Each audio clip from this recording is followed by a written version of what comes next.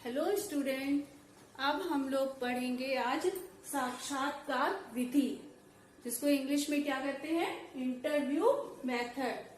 ये हमारा साइकोलॉजी का फर्स्ट पेपर ही चल रहा है, बीए फर्स्ट ईयर। तो स्टूडेंट एक बात आपको बता दें कि जब आप कोई क्लास अटेंड करें तो आप ये जरूर देखें कि ये बीए फर्स्ट ईयर की ही है, सब्जेक्ट आपका साइकोलॉजी है, और ये भी नोट कर देख लें कि कौन सा पेपर हम लोग पढ़ रहे हैं। तो जब आप ये क्लास अटेंड कर रहे हो तो इन बातों का ध्यान जरूर रखें और इनको एक दो बार देखने सुनने के बाद नोट भी करते चलें, जिससे कि आपकी कॉपी में आपके नोट्स तैयार रहें। ठीक है, तो हम लोग आज क्या बताने जा रहे हैं आपको कि साक्षात्कार विधि क्या होती है, साक्षात्कार विधि किसे कहते हैं, कैसे होता है साक्षात्कार। तो इसमें क्या होता है, इस विधि में दो या दो से अधिक व्यक्तियों द्वारा किसी विशेष उद्देश्य से आमने सामने की बातचीत साक्षात्कार विधि कही जाती है।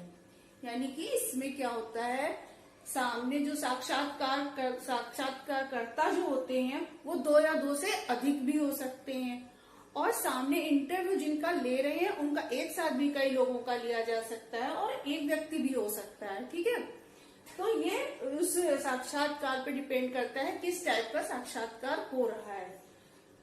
तो इसकी एक परिभाषा चैपलिन ने दी है। चैपलिन ने क्या परिभाषा दी है, साक्षात्कार आमने सामने होने वाला वार्तालाप है। ठीक है, साक्षात्कार क्या है, आमने सामने बैठकर होने वाला एक वार्तालाप है, जिसका उद्देश्य तथ्यपूर्ण सूचना प्राप्त करना होता है।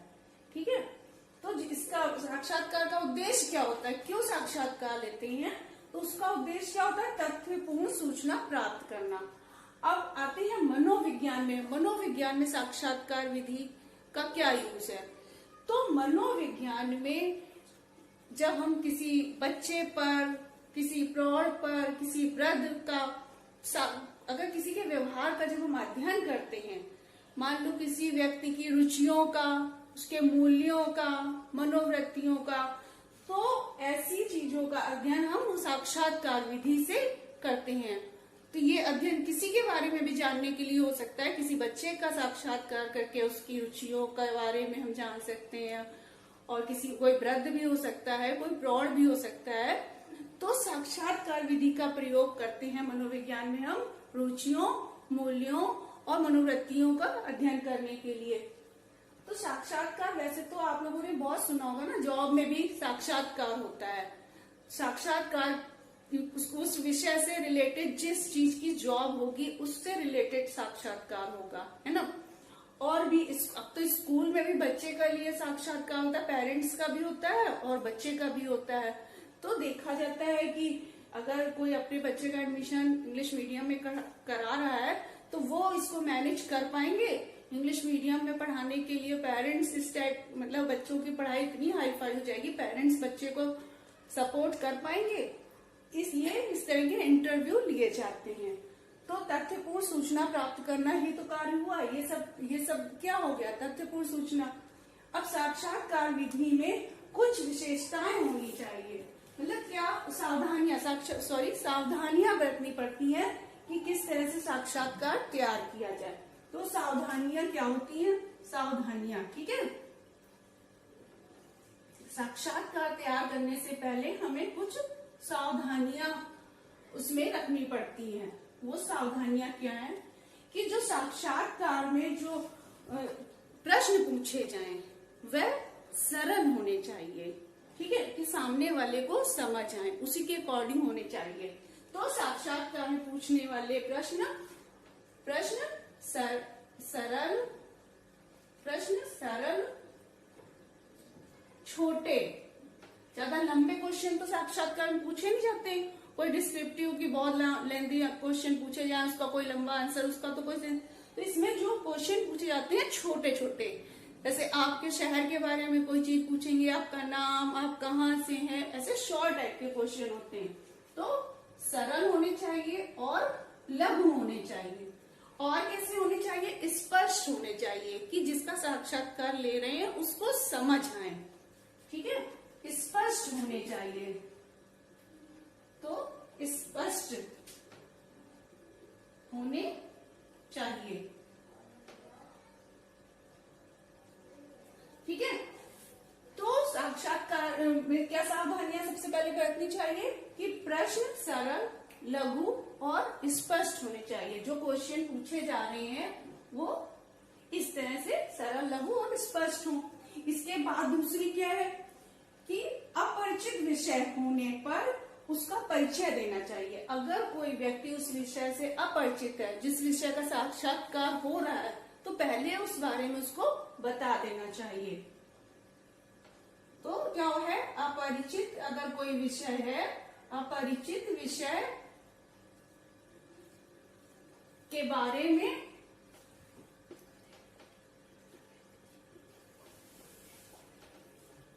परिचय देना चाहिए।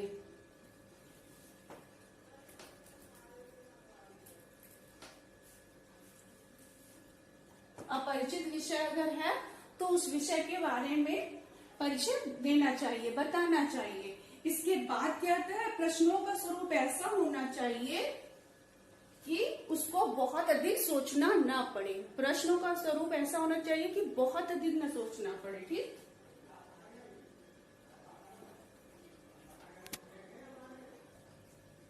तो प्रश्नों का स्वरूप ऐसा होना चाहिए कि बहुत सोचना ना पड़े। अब प्रश्न ऐसे होने चाहिए कि व्यक्ति को ठेस ना पहुंचे। इस तरह के क्वेश्चन ना पूछे उससे कि उसके पर्सनल लाइफ से जुड़े हो या उसको इंसल्टिंग फील हो। इस तरह के क्वेश्चन नहीं होने चाहिए इंटरव्यू में। तो क्या है, प्रश्नों उत्तरदाता की जो उत्तर दे रहा है, उत्तरदाता जिसका इंटरव्यू लिया जा रहा है, उत्तरदाता की भावना को ठेस न पहुंचने वाले प्रश्न होने चाहिए।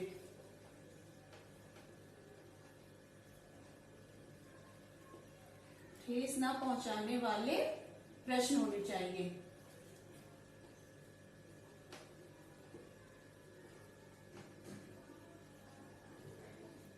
ठीक है, तो ये सब सावधानियां रखनी पड़ती हैं इंटरव्यू मेथड तैयार करने के लिए कि इस तरह से ये सब ध्यान रखना पड़ता है। प्रश्न सरल, लघु, स्पष्ट होने चाहिए। अपरिचित विषय के बारे में परिचय दे देना चाहिए पहले से। ठीक है, प्रश्नों का स्वरूप ऐसा होना चाहिए कि उसको बहुत सोचना ना पड़े। और उत्तरदाता की जिसका इंटरव्यू लिया जा रहा है, ऐसे प्रश्न होने चाहिए कि उसकी भावना को ठेस न पहुंचे। अब हम लोग देखेंगे साक्षात्कार विधि के प्रकार। कितने प्रकार की होती है साक्षात्कार विधि? तो अब हम लोग देखेंगे साक्षात्कार के प्रकार। साक्षात्कार के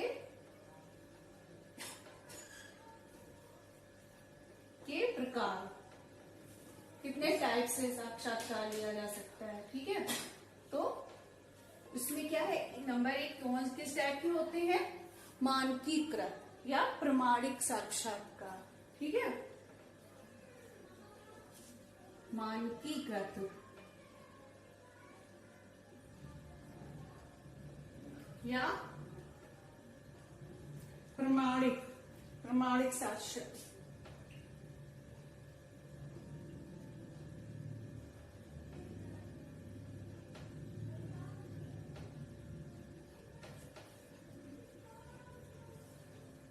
अब इस तरह के साक्षात्कार में क्या होता है, मानकीकृत और प्रमाणिक साक्षात्कार में क्या होता है, पहले से ही क्वेश्चन डिसाइड कर लिए जाते हैं कि प्रश्न क्या होंगे, प्रश्नों का क्रम क्या होगा, कि किस क्रम में प्रश्न पूछे जाएंगे।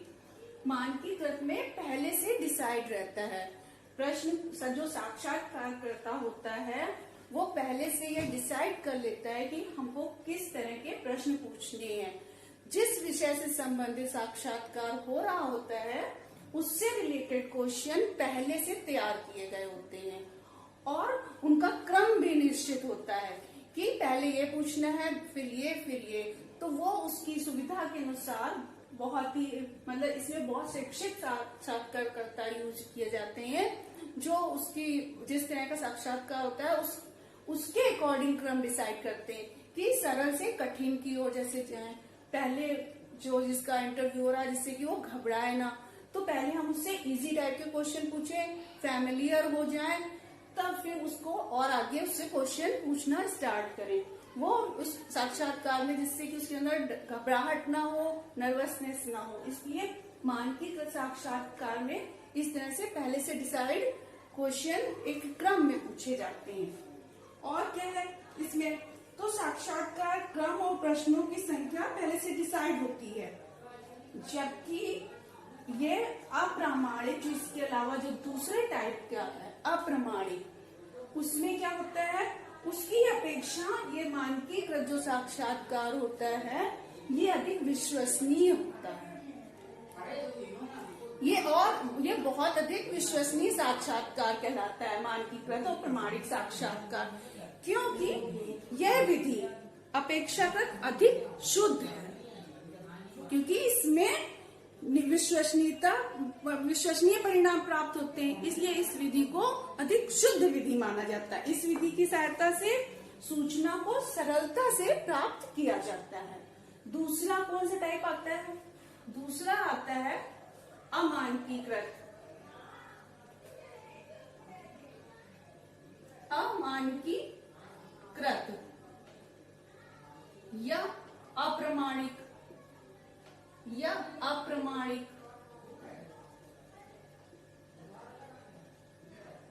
ठीक है। तो दूसरा क्या है, अमानकीकृत या अप्रमाणिक साक्षात्कार। इसमें क्या होता है, इसमें साक्षात्कारकर्ता प्रश्नों का क्रम ऊपर नीचे कर सकता है, प्रश्न भी चेंज कर सकता है।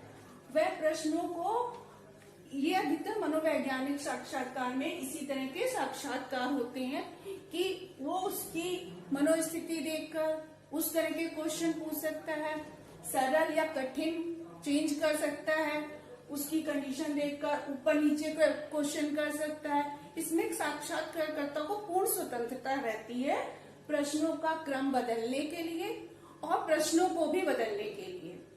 तो इसमें पहले से डिसाइड क्वेश्चन नहीं होते हैं कि क्या पूछना है, वो उसको ये मालूम होता है किस विषय से रिलेटेड, तो थोड़ा सा विषय से हटकर भी क्वेश्चन पूछ लेता है। अगर वो देखता है सब्जेक्ट का इंटरेस्ट किसी और चीज में, जिस चीज से रिलेटेड क्वेश्चन पूछेगा उसके आंसर नहीं दे पा रहा है, तो वो उस विषय से हटकर भी क्वेश्चन पूछ लेता है।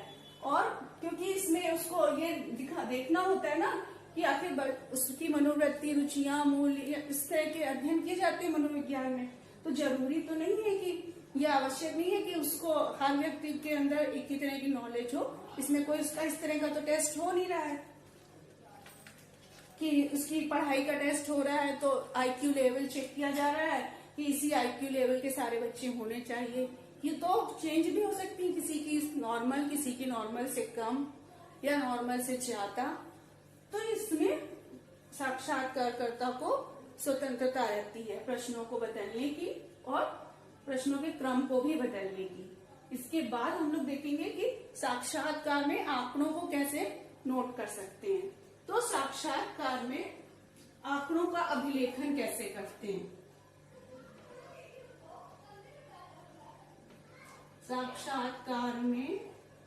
साक्षात्कार विधि में